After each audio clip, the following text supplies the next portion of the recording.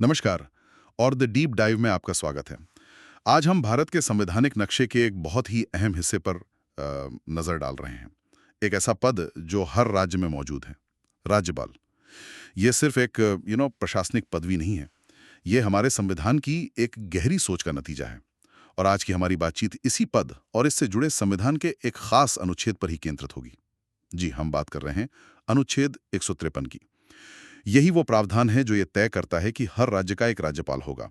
और इसे ठीक से समझने के लिए हमारे पास कुछ अच्छी स्रोत सामग्री है। ये न सिर्फ इस अनुच्छेद के शब्दों को खोलती है, बल्कि इसके पीछे की जो सोच है, इसका इतिहास और आज के समय में इसकी क्या अहमियत है, उस पर भी रोशनी डालती है। तो आज हम क्या करने वाले हैं? हमारा मकसद है अनुच्छेद 153 को परत दर परत समझना।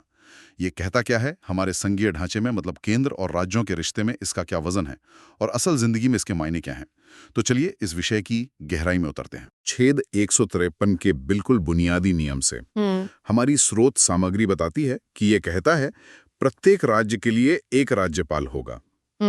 सुनने में तो ये काफी सीधा लगता है ना? हाँ बिल्कुल, अपने मूल रूप में ये प्रावधान एकदम स्पष्ट है। ये भारत के हर राज्य के लिए एक संवैधानिक मुखिया का पद स्थापित करता है, राज्यपाल।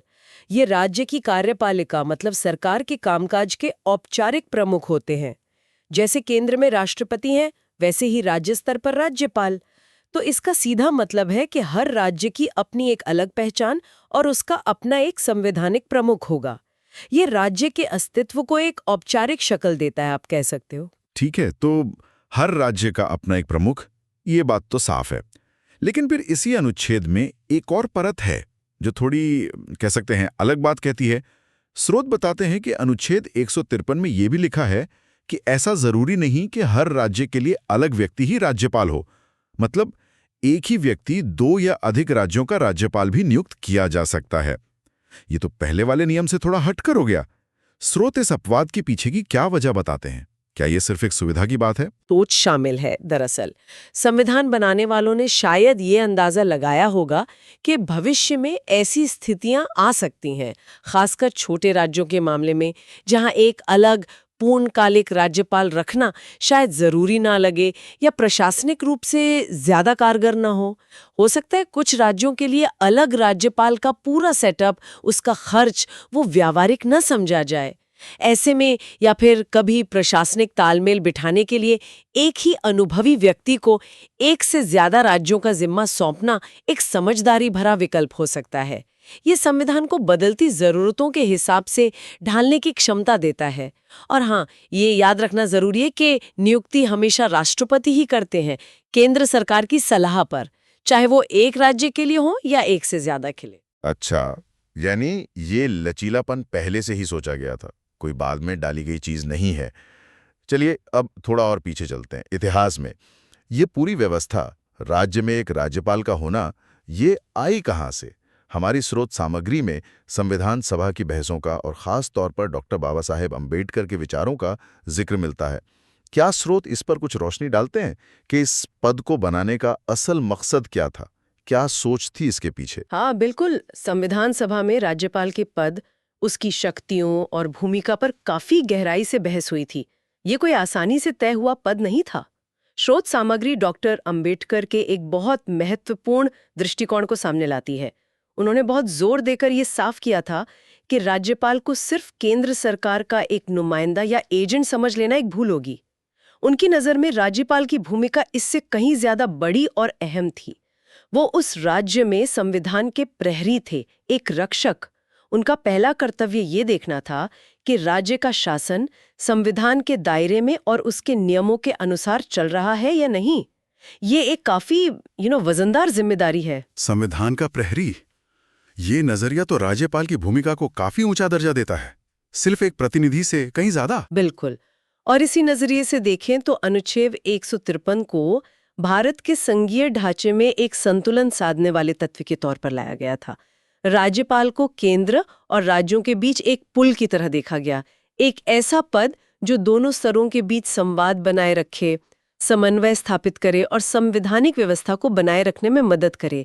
मतलब वो राज्य की आवाज केंद्र तक पहुंचाए और केंद्र की संवैधानिक अपेक्षाएं राज्य तक। हाँ। स्रोत बताते हैं कि ये भारत की अनूठी शासन प्रणाली का एक उदाहरण है।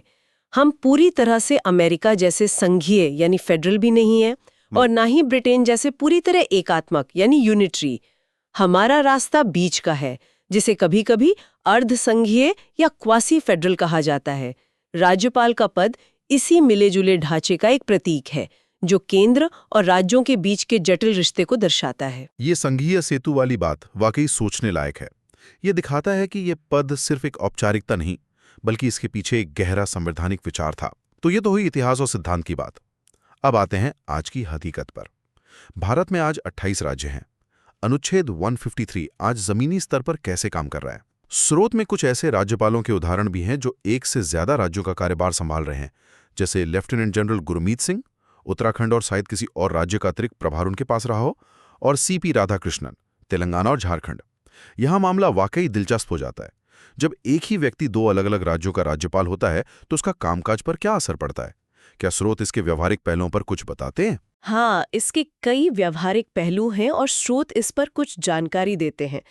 पहला तो ये कि जब एक राज्यपाल, मान लीजिए सीपी राधाकृष्णन, तेलंगाना विधानसभा से पास हुए किसी बिल पर दस्तखत करते हैं, तो वो सिर्फ तेलंगाना के संवैधानिक प्रमुख के तौर पर काम कर रहे होते हैं। वो कानून सिर्फ तेलंगाना में लागू होगा। इसी तरह जब वो झारखंड के लिए ऐसा करते हैं, तो वो उस राज्य के राज्यपाल की हैसियत से करते हैं। दोनों भूमिकाएं कानूनी तौर पर अलग-अलग है, भले ही व्यक्ति एक ही हो। अच्छा, ये तो हुई कानूनी स्पष्टता, लेकिन क्या एक व्यक्ति के दो राज्यों के शीर्ष पर होने से कुछ खास फायदे या शायद चुनौतियां भी होती होंगी? स्रोत क्या कहते हैं इस बारे में? स्रोत बताते हैं कि इसके कुछ संभावित फायदे हो सकते हैं, खासकर समन्वय के स्तर पर। एक ही व्यक्ति जब दो राज्यों का प्रमुख होता है, तो वो शायद केंद्र सरकार के सामने दोनों राज्यों से जुड़े साझा मुद्दों को ज्यादा प्रभावी ढंग से रख पाए। जैसे नदी जल बंटवारा या सीमा विवाद? हाँ, बिल्कुल। या सीमावर्ती मुद्दे। तो एक ही राज्यपाल होने से संवाद और समन्वय शायद आसान हो जाए। वो दोनों राज्यों के प्रशासनों के बीच एक कड़ी का काम कर सकते हैं। स्रोत इस संभावना की ओर इशारा करते हैं कि इससे नीतियों में कुछ हद तक एकरूपता लाने या प्रशासनिक दक्षता बढ़ाने में मदद मिल सकती है, खासकर अगर राज्यों के हित आपस में जुड़े हों। ये तो समन्वय वाले फायदे हुए, लेकिन क्या स्रोत इस बात पर भी कुछ कहते हैं कि क्या एक ही व्यक्ति दो अलग-अलग राज्यों की खास जरूरतों, उनकी राजनीतिक पेचीदगियों और जमीनी हकीकतों को पूरी तरह और प्रभावी ढंग से समझ पाता है? क्या इसमें कोई व्यवहारिक चुनौती नहीं है? देखिए, स्रोत सीधे तौर पर चुनौतियों का विस्तृत विश्लेषण शायद ना करें, लेकिन ये सवाल इस व्यवस्था से स्वाभाविक रूप से जुड़ा है ना? हर राज्य की अपनी अलग सामाजिक, आर्थिक और राजनीतिक परिस्थितियां होती हैं, है ना? एक ही व्यक्ति से ये उम्मीद करना कि वो दो या ज्यादा राज्यों के साथ पूरा न्याय कर पाएगा, उनके मुद्दों को गहराई से समझ पाएगा और दोनों जगह बराबर समय और ध्यान दे पाएगा, ये निश्चित रूप से एक चुनौती हो सकती है। स्रोत शायद इस बात पर ज्यादा जोर देते हैं कि ये व्यवस्था विशेष परिस्थितियों के लिए है, न कि एक सामान्य नियम। इसकी सफलता काफी हद तक उस व्यक्ति की क्षमता, दोनों राज्यों के प्रशासनिक सहयोग और केंद्र के साथ उनके समीकरणों पर निर्भर करती होगी। हाँ, ये संतुलन साधना वाकई मुश्किल लगता होगा। और ये संतुलन वाली बात हमें राज्यपाल की भूमिका से जुड़े एक और अहम सवाल पर ले आती है, जिसका जिक्र हमारे स्रोत भी करते हैं। अक्सर ये बहस छिड़ती है कि क्या राज्यपाल सिर्फ केंद्र सरकार का एक एजेंट है? ये एक ऐसा मुद्दा है जो राजनीतिक गलियारों में बार बार गूंजता है, खासकर जब केंद्र और राज्य में अलग अलग पार्टियों की सरकारें हों। हाँ, ये बहस बहुत पुरानी है और इसकी जड़ें राज्यपाल के पद की बनावट में ही छिपी हैं। जैसा हमने बात की, एक तरफ तो वो राज्य का संवैधानिक प्रमुख है, जिसे निष्पक्ष होकर संविधान की रक्षा करनी है।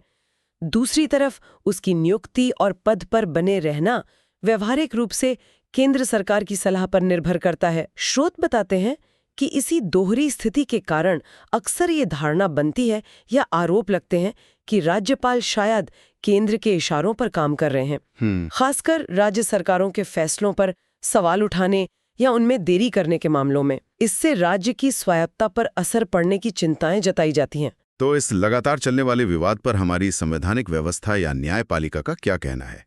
क्या स्रोत सुप्रीम कोर्ट के किसी नजरिए का हवाला देते हैं? इस पर कोई स्पष्टता है? हाँ, स्रोत इस बारे में स्पष्ट जानकारी देते हैं। सुप्रीम कोर्ट ने अपने कई फैसलों में ये बार बार साफ किया है कि राज्यपाल का पद केंद्र सरकार के अधीन कोई नौकरी या रोजगार नहीं है। ये एक स्वतंत्र संवैधानिक पद है। राज्यपाल की पहली और सबसे बड़ी जिम्मेदारी भारत के संविधान के प्रति है, ना कि केंद्र में बैठी किसी विशेष सरकार के प्रति। उनसे उम्मीद की जाती है कि वो बिना किसी पक्षपात के पूरी तरह से संवैधानिक दायरे में रहकर काम करें और संविधान और कानून का राज बनाए रखें।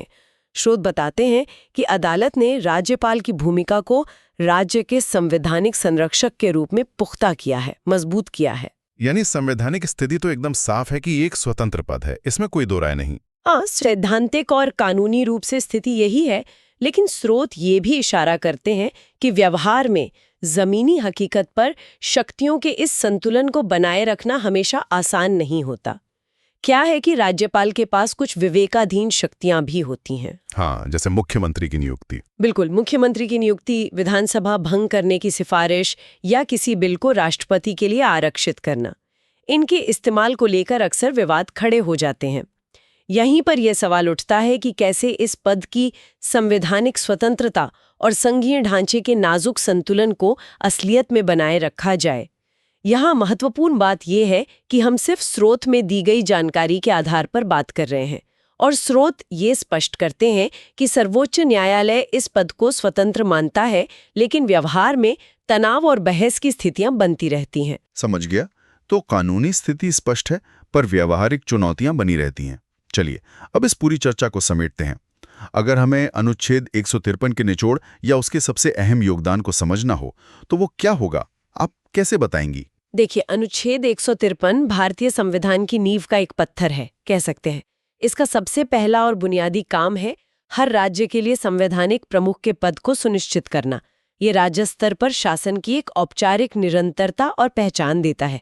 इसके बिना राज्य की संवैधानिक मशीनरी अधूरी रहेगी। साथ ही जैसा हमने देखा, ये एक ही व्यक्ति को एक से ज्यादा राज्यों का राज्यपाल बनाने की गुंजाइश देकर व्यवस्था में जरूरी लचीलापन भी लाता है, ताकि खास परिस्थितियों से निपटा जा सके। ये दो मुख्य योगदान हैं। और भारत के संघीय ढांचे के नजरिए से इसका क्या महत्व है? वो संघीय सेतु वाली बात को अगर हम सार रूप में कहें तो संघीय ढांचे के लिहाज से अनुच्छेद 153 और उसके तहत स्थापित राज्यपाल का पद कई तरह से अहम है। पहला, ये राज्यों को राष्ट्रीय व्यवस्था में एक औपचारिक प्रतिनिधित्व देता है। दूसरा, ये राज्य में संवैधानिक शासन के पालन पर नजर रखने का एक तंत्र मुहैया कराता है। तीसरा, और शायद सबसे महत्वपूर्ण, ये केंद्र और राज्यों को जोड़ने वाली एक अहम कड़ी है, वो संघीय सेतु। ये सेतु संवाद का, समन्वय का और कभी-कभी संवैधानिक नियंत्रण का भी काम करता है। अगर हम इसे और बड़ी तस्वीर में देखें तो ये अनुच्छेद भारत की उस अनूठी अर्धसंघीय प्रकृति को दिखाता है जिसकी हमने पहले बात की थी। यहाँ राज्यों को अपनी स्वायत्ता तो है, लेकिन केंद्र भी काफी मजबूत है और राज्यों के साथ उसका एक गहरा संवैधानिक रिश्ता है।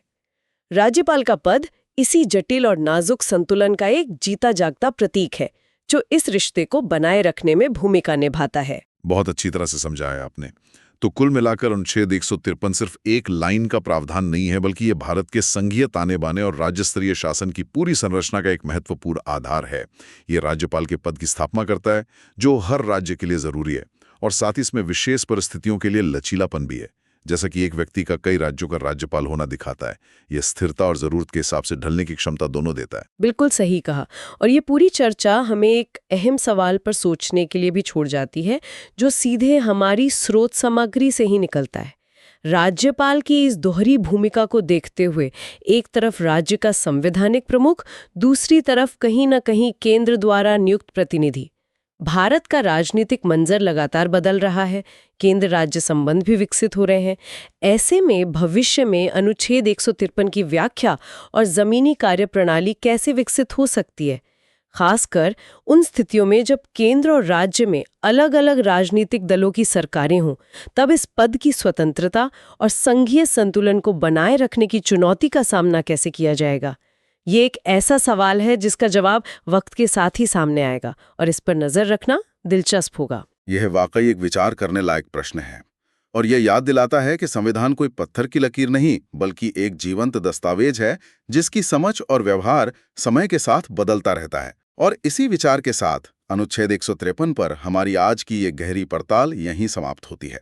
उम्मीद है आपको इस बातचीत से कुछ नई जानकारी और सोचने के लिए कुछ नए बिंदु मिले होंगे। सुनने के लिए धन्यवाद।